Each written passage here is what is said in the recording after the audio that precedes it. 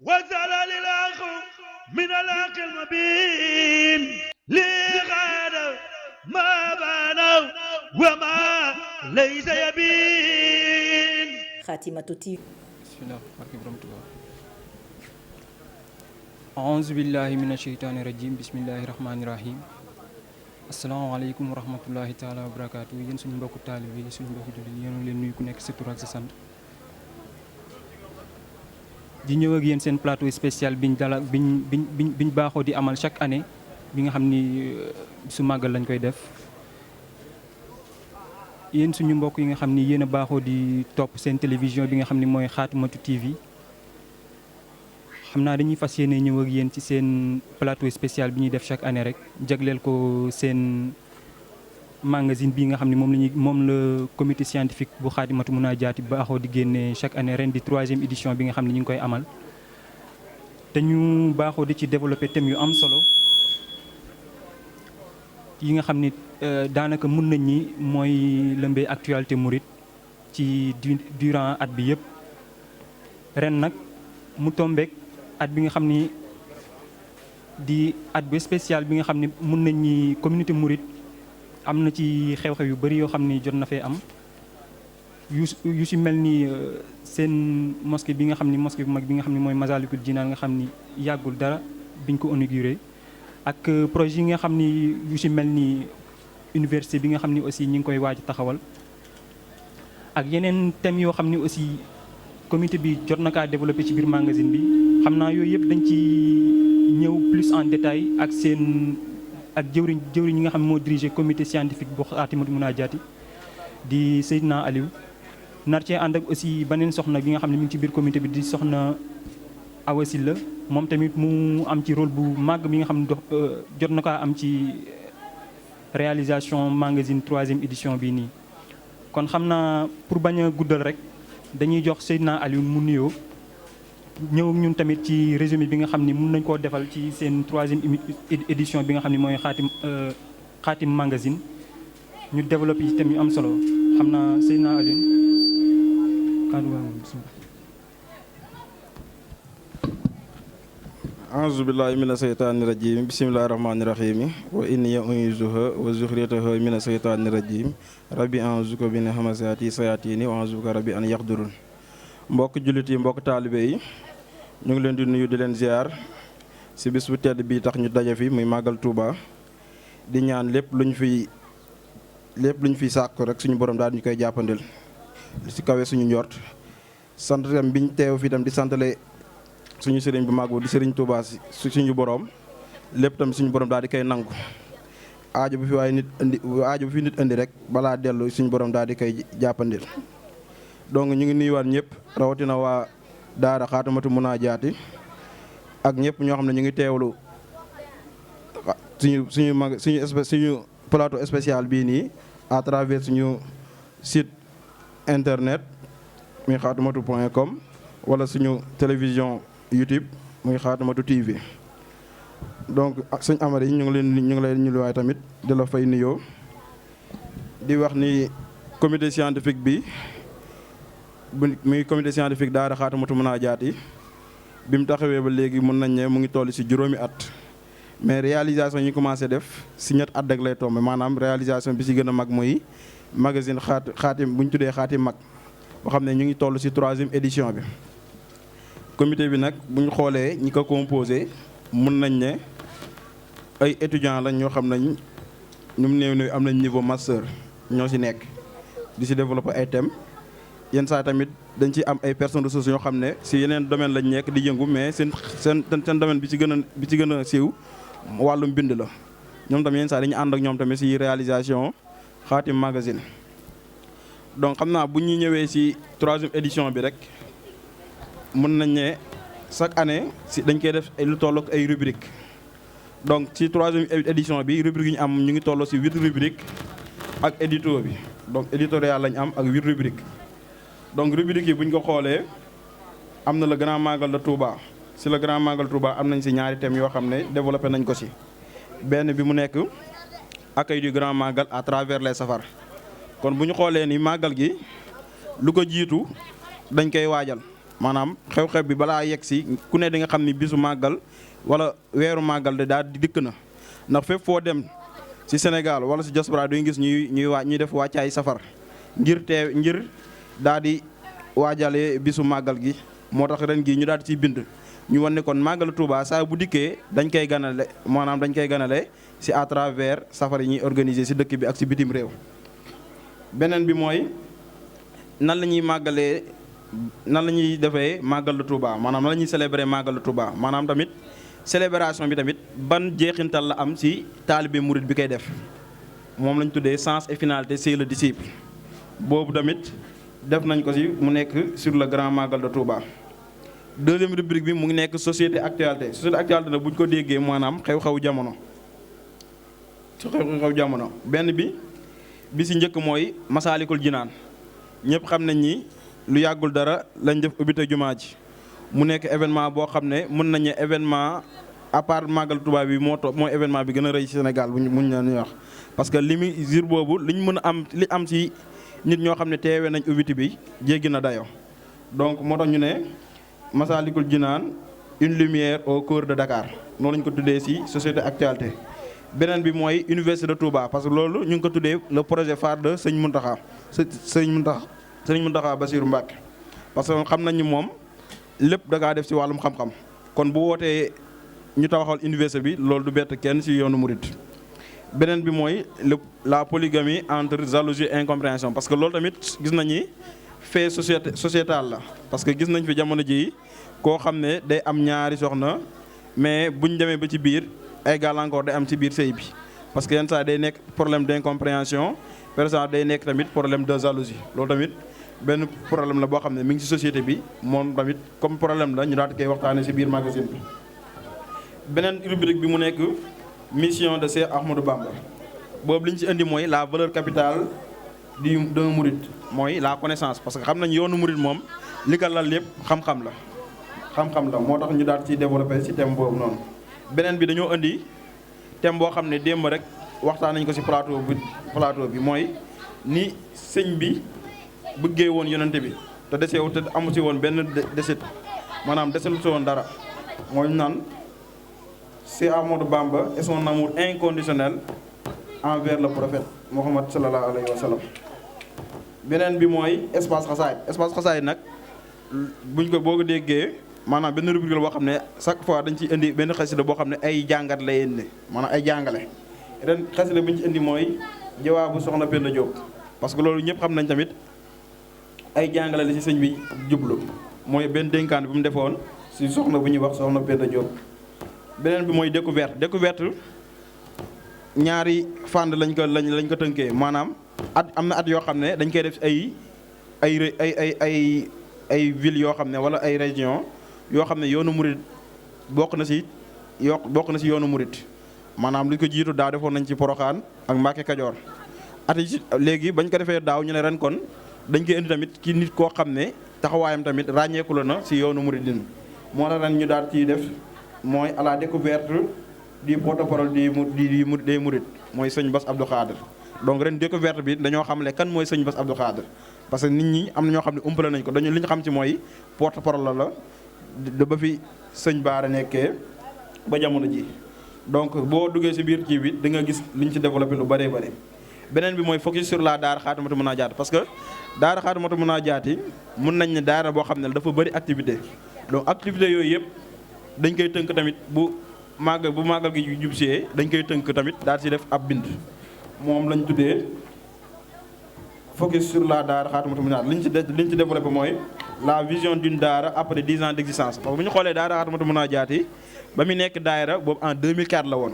mais ba mu nekkee daara nag loolu c'était en 2008 kon bu ñu xoolee 2008 ba 2019 mun na nañ léegi am nañ 11 ans d'existence donc après 10 ans léegi lan la daara bi ban taxawaay la war a am si la loolu lañ développé fii si thème boobu. beneen bi mooy santé environnement li ñu ci def tamit mooy ay conseil de santé lañ ko def parce que ñun gis nañ ñu jamono ji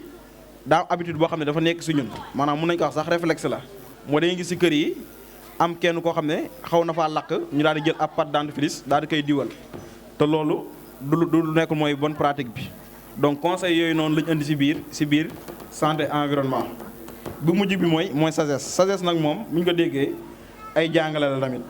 maanaam ay kàddu yoo xam ne day yeete biñ ci indi mooy wala fal sëñ Mbay Jaxate lañ ci indi wala fal sëñ Mbay Jaxate ki ko def tamit mooy sëñ Fallou Sylla di membre tamit ci comité scientifique ci membre tamit ci daara ji donc sëñ Amari loolu lañ mënoon résumé ci wàllum rubrique yi ak wàllum thème yi ñu ngi lay jaajëfal bu baax a baax. donc sans plus tarder Seydina Alioune xam naa dañuy ñëw ak yow ci maanaam yow thème bi nga xam ne jotoon nga ko cee traité bu ci mel ni maanaam berne wax nga ko sànq maanaam màggal boo ko jëlee comme ni ñu ko waxee rek mun nañ ñi ñetti ponk la léegi yéen ngeen choisiroon ci benn ponk boobu ngeen ni da ngeen koy développé ci magazine bi expliquer ko aussi murid yi maanaam ban sens la am ak aussi nan lañ koy defee. donc sans plus tarder xam naa dama lay delloowaat kàddu gi rek nga ñëw ak ñun tuuti ci lan mooy bernde ak maanaam bernde ban impact la am aussi ci màggal gi Seydina Alioune bismillah. ok jërëjëf sëñ Amary si kàddu gi ñu delloowaat pour ñu développer daal di expliquer waat de manière détaillée thème boo xam ne jot nañ kaa développer si biir magazine bi. donc thème bi ñu jot a développé moo tudd le berne point focal di màggal mooy particularité rek importance berne boo ko déggee mooy nga liggéey si alal gu leew daal di togg ay xéwal yu baax daal di koy jox ay nit ñu daal di ciy barkeelu donc loolu mooy berne. comme nuñ ko waxee màggal bi sëñ bi ba mu koy wootee mi ngi nekkoon en 1921 te wax nañu ba mu ko wootee bis boobu lim ci jëfandikoo mooy dafa jël ab xar moom la si daal jëfandikoo kon wax nañ premier màggal bi mi ngi amoon en 1921 te boobu mën nañ ne lañ ci rey comme gàtt moom nekkoon xar. donc màggal gi bi ñu koy tënk tamit si 3 piliers la mooy jàng alxuraan jàng xasida ak bernde mais boo xoolee ni si sëñ bi indi da ngay gis ni kon bernde point bu màggal la si ñett yooyu parce que bu ñu nee alxuraan gi. sëñ bi lu mu fekk ñu fiy jàng la ba mu jugee ci géej gi tamit ba mu fi jugee tamit demoon ci tukku gi rëy ga li fi nit ñi saxaloon di jàng la donte ne meluloon comme jamono ji ba mu jikkee tamit ci jukki ga ba léegi doon nañ ko wéyal jàng xasida gi tamit noonu mais berne mun nañ ne baat boo xam ne mun nañ ne ci mouridisme la daal di amee dayo bi mu am ndax buñ xoolee ci jàng alxuraan ci pilier la bokk ci bisu màggal mais amul lim bu ci sëñ bi wax nañ ko ci def ci li ma xam bu wekkee jàng xasida yi tamit même chose mais ci berne la sëñ bi wax lu ko dalee ginaar ba ci giléem bu kenn xeeb bu kenn yéemu donc moo weer ni kon màggal gi point boobu noonu mun nañ ne mooy point màggal gi dëgg-dëgg muy berne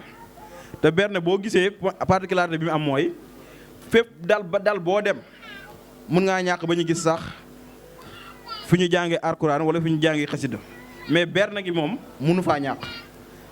même boo demee ba ci jumaa ja nit ki fu mu ñàkk dal bu yegsee ci jumaa ja dana gis ay berne ndax berne gi particularité comme ni ñu ko waxee ni mu am saa bu màggal gi jubsee ku nekk di nga gis ni ci nit ñi mu ni ci mortaale weey di njëkkalantee mooy wan ni aadee gi ñu ciy def kenn du ko mën a natt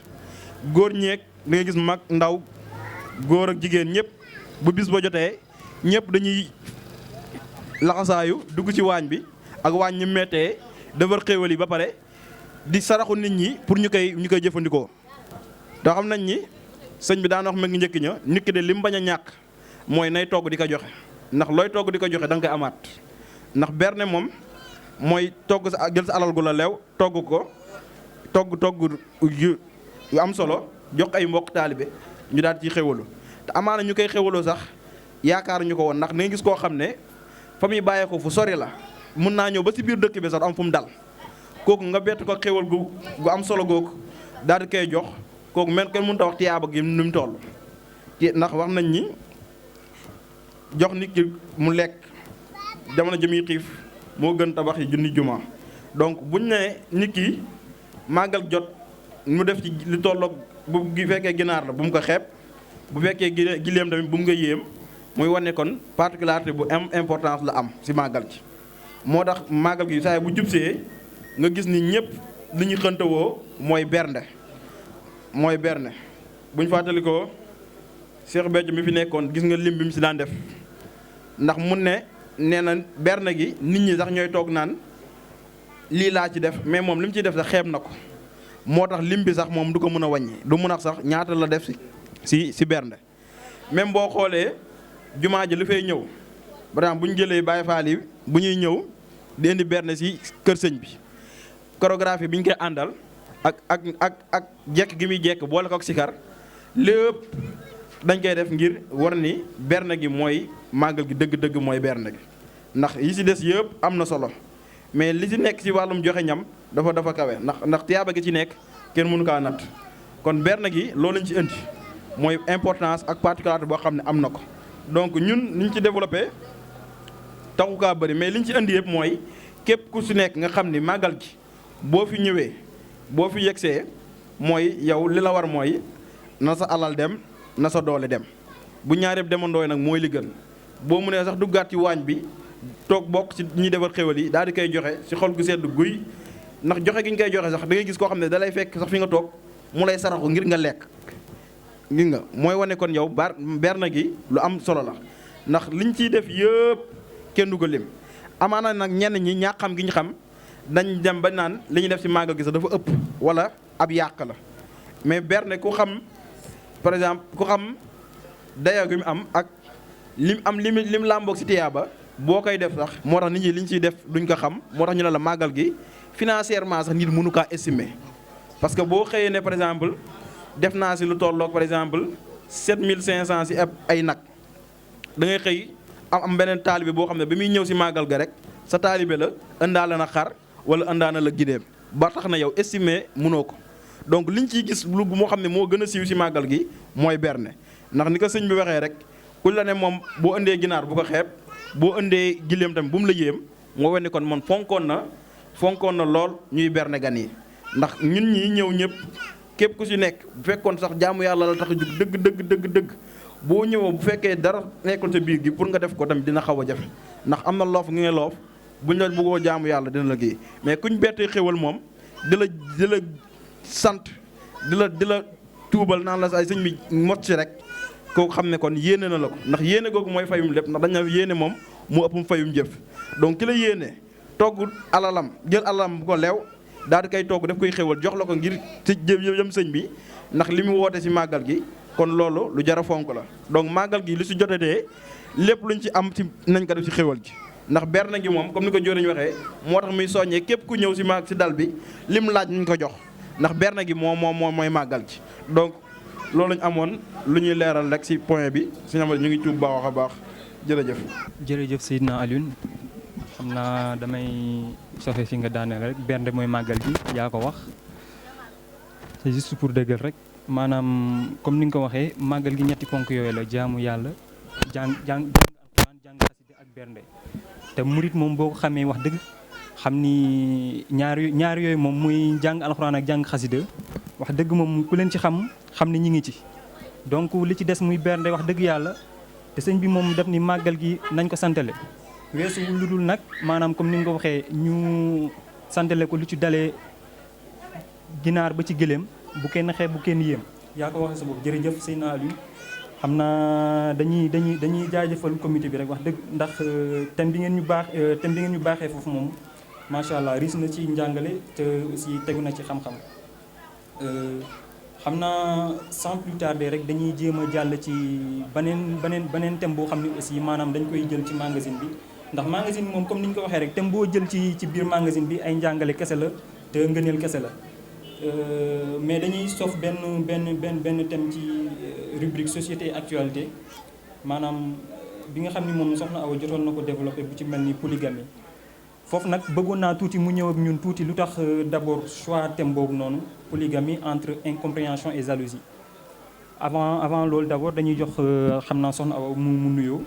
bu nuyoo ak mbokku taal bi après mu ñëw ak ñun tuuti ci leeral yooyu d'abord pourquoi choix thème boobu noonu soxna Awa. a'uuzu billahi mina sheytaani rajiim wa inni a'uuzu bika wa zurriyata mina sheytaani rajiim rabbi a'uuzu bika min hamazaati shayaatiin wa a'uuzu bika rabbi an yahduruun. Asalaamualeykum wa rahmatulah wa barakaatu. ñu ngi lay jaajëfal sëñ Amary si dalal bi ñu dalal tey dañu fas yéene waxtaane amaana thème boo xamante ne nekkoon na actualité ay temps fan yee si ginnaaw muy maanaam lu jëm si ay wujje si soxna yi ñu doon def. parce que boo gisee xew-xew yi fi mujjoon am ci jamono jee xawoon na bëri ay ñaawteef yoo xamante ne amaana daaw ñu ko dégg si loolu daal mun nañ ne moo ñu poussé pour ñu bind thème bi moo nekk la polygamie entre compréhension et jalousie si li ma ko mën a tënkee mooy maanaam ci niñ ko comprendre soxna yi ak li nga xamante ne mooy amaana fiiraange bi nga xam ne ñu ngi ko koy dundee loolu daal moo nekkoon thème bi nga xam ne bind nañu ko. yéen ko déggandoo mbokku taalibe bi donc si je comprends bien maanaam fait divers yi fi jotoon a am ak xew-xew yooyu nga xam ne jotoon na am si ginnaaw loolu daal moo leen poussé ngeen ba tax ngeen bind ci lu mel noonu. te gis naa ni tamit lu ci demee espace xasaayid yéen a ngi fa développé beneen thème bu ci mel ni jawaabu soxna Penda xam naa loolu tamit mun naa ni day dugg tuuti ci thème boobu noonu donc mu bëggoon nga ñëw ak ñun tuuti ci boo ñuy defal benn résumé bu ndaw ci ñaari thèmes yooyu nga xam ne jotoon nga ko def bismillah.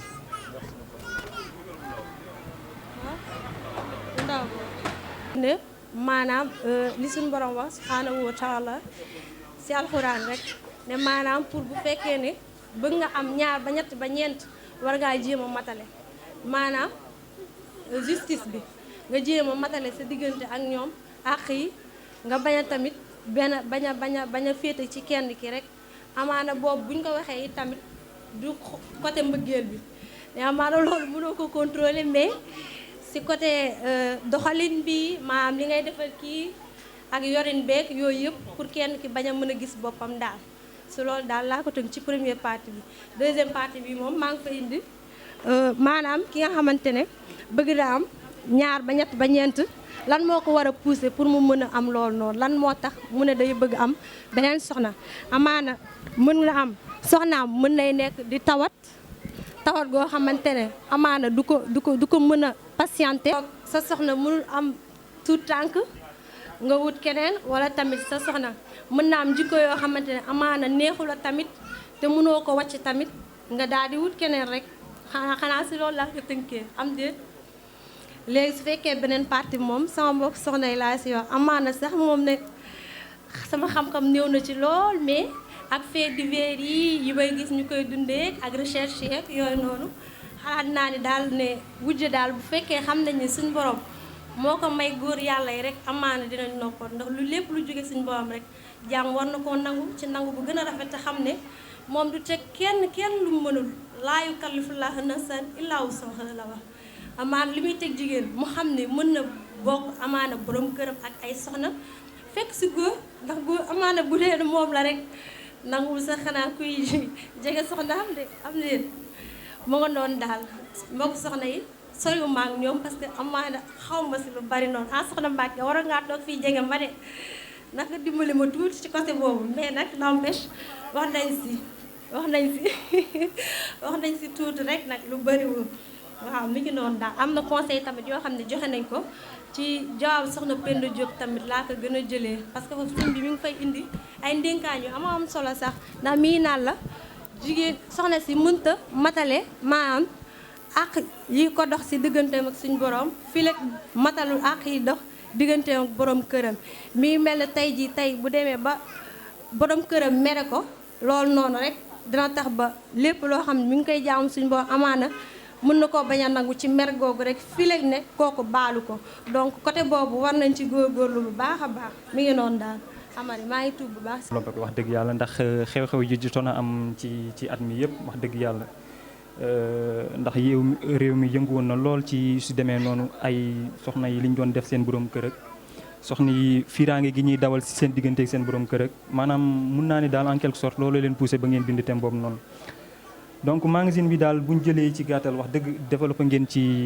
thème yu am solo wax dëgg yàlla. boobu nekkoon benn thème boo xam ne aussi mënul woon ñàkk ak conseil yi nga xam ne aussi jot nga ko prodiguer jëlee ko ci xasida googu di jawaabu soxna Penda mu am aussi yeneen thèmes yu am solo yoo xam ne jotoon ngeen ko développé bu ci mel ni mun nañ ñi la valeur capitale d'un mouride la connaissance ndax xam-xam moom mun nañ ñi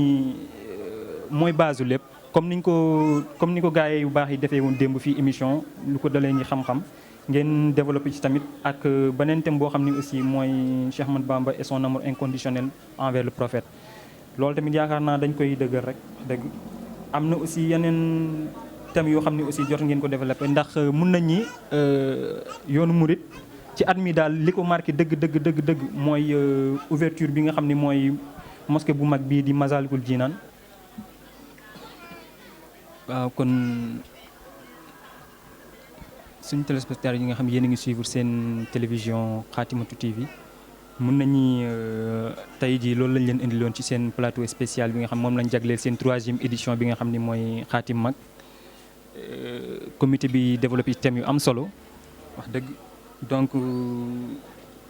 comme toujours rek yaakaar naa seen magazine Khatim Mag mun ngeen ko am aussi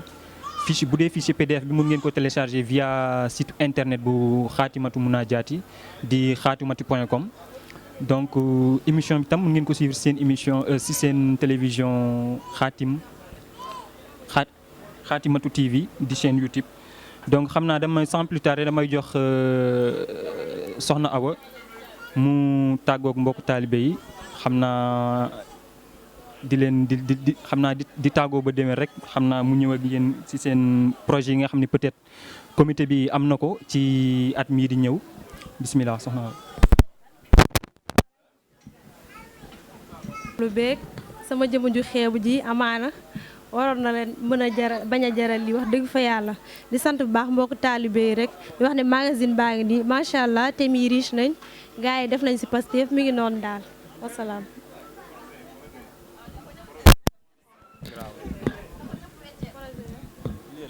macha allah am na solo di la jëloo njukkal tamit soxna Awa wax dëgg yàlla di soxna soo xam ne soxna su jàmbaar la ci liggéeyu daara ji tamit wax dëgg yàlla moom mun naa ni mënul woon ñàkk ci comité bi daal. xam naa damay jox jëwriñ tuuti mu ñëw ak ñun tamit xam naa ci magazine bi maanaam distribution bi nu muy demee ñoom yan partenaire lañ jot a àndal aussi ci seen 3e édition bi parce que maanaam boo dawalee magazine mun nañu am nañ évolution bu baax a baax ci par rapport ak première édition bi ak 2e édition bi donc ma bëggoon tuuti jëwriñ bala ngaa conclure di tàggoog mbokku taalibe yi rek nga ñëw tuuti ci seen partenaires yi ngeen jotoon àndal ak distribution bi tamit maanaam ku bëggoon am 3e édition bii di Khatim Mag fan lay jaar ak nan lay def ba am ko bismillah jëwriñ. ok jërëjëf sëñ Amary donc di wax ni Khatimatou magazine li donc forum bi yëpp mooy dafa am ay partenaires ñoo xam ne ñoo nekk ci ginnaawam mooy ñoo koy dooleel ba lim mën a lim bi mu bëgg a produire mu duggee produire donc si partenaires yi mën nañ ci lim ñoo xam ne yàgg nañu ak ñoom muy Dieng et frère muy waa kër sëñ Abdou Dieng Bali Fali ñoo xam ne dañuy yëngu si wàllum jaayin téléphone portable accessoire am na tamit am na entreprise tam bi ñu wax mooy Samat mooy ñoo xam ne dañuy yëngu si wàllum pièces détachées ñoom tamit ànd nañ ñoom si wàllu magazine bi am na tamit ñi ñuy wax mooy Diwaan Xasaayid seen YouTube la mais ka fa nekk muy mbokk taalibe nekk tamit membre si daara ji muy sëñ Njaga Seck ñoom li ñuy def mooy multiservice la ñuy yëngu infographie travaux d'impression création de site internet ak tournage am na tamit ñu ñaan Bichri TV ñoom tamit ak Lamfal FM ñoom tamit ñu ànd ak la si magazine bi mais partenaire boo xam ne nag moom lañ gën a yàggal muy waa ASP ndax ñoom boo xoolee seen collaboration ak ñun lu yàgg la te ñëpp gis nañ seen taxawaay si safar gi ñuy def chaque fois bu ñu di amal safar kër sëñ Touba ga cité la Recette bi nekk Dakar dañ fay teew yabal fa seen i ndaw te ñun tamit le plus souvent suñu finalisation magazine ñu ngi koy defee seen siège kon ñoo xam ne ñu ngi leen di gërëm la ndax ñoom jàpp nañ ci bu baax a baax ndax ba ñu tàmbali ñoom la woon ba léegi bàyyiwuñu donc ñu ngi leen ci sant bu baax di leen gërëm ñeneen ñi tamit am nañ ci comme lu donc am nañ ci ñi tamit Diju Safar Cissé frère am nañ ci tamit entreprise am nañ tamit ñi ñuy wax mooy Touba ca kanam ànd ak ñoom tamit parce que ñoom ñëpp mbokki murid gis ngeen ni affiche yi ñuy def si màggal gi na wax nañ Touba ca kanam dañ cay joxe ndigal ni chaque weer na ci mbokk taalibe yi barkeelu 1000 francs donc loolu tamit ñoom ñu àndal la bu baax a baax si magazine bi. am na tamit ki ñu naan seen kenkari di safar 6 et frères am na tamit entreprise Njaay bu Serigne Fallou mu yëngu si wàllu menuiserie am na si tamit boutique Xaadimatu Munaajaati ànd seeg sëñ Cheikh Ndaw am na matériel et consommation informatique ñu ànd si waa ACI Sarr la MCI Sarr la ak waa police service donc ñooy partenaires yoo xam ne ànd nag ñoom si xaatim mag numéro 3 bi. bu fekkee distribution bi la nag képp koo xam ne da ngaa yitewoo magazine bii di xaatimatu numéro 3 bi boo jokkook man mooy coordonnateur comité scientifique Aliou Badji si numéro 77 792 76 98 wala nga jokkook secrétaire général daara xaatimatu munaajaat bi sëñ Xaadim Fay Safar boo jokkook ñoom wala kenn si mbokk taalibe na la woon yoon boo xam ne boo fa yegsee di nga mën a daal di barkeelu si xaatim magazine. bu fekkee tamit comme ni ñu ko waxee bu fekkee fichier PDF bi nga soxla mën nga kaa télécharger lu jëm si mën nga kaa télécharger à partir suñu site muy xaatimatu.com. donc c'est le moment aussi ñu remercier ñëpp ñoo xam ne jàpp nañ ci liggéey bi di rawatina ñu nekk ci comité scientifique bi ndax gis nañ ni saa bu màggal gi jeexee bañ def suñu bilan dañuy defaat ay perspectives maanaam wax at bi ñuy dugg si lan lañ bëgg a liggéey te buñ ko xasee ba taxawal tamit ku nekk da ngay bàyyi sa yitte yëpp ñëw def ko ci. ndax gis nañu weeru safar gi coono gi ñu ciy daj mais lépp dañ kaa jaayante ak sëñ bi rek donc ñu ngi leen sant di leen gërëm parce que c'est l'occasion aussi ndax ñi ko def amul benn fay boo xam ne daara ji da leen koy fay mais lépp liggéey sëñ bi rek lañ ciy def moo tax duñ gis sax coono gi ñu ciy daj donc comme ñu ngi nii toog ci plateau donc yoon la tamit ñu daal di leen gërëm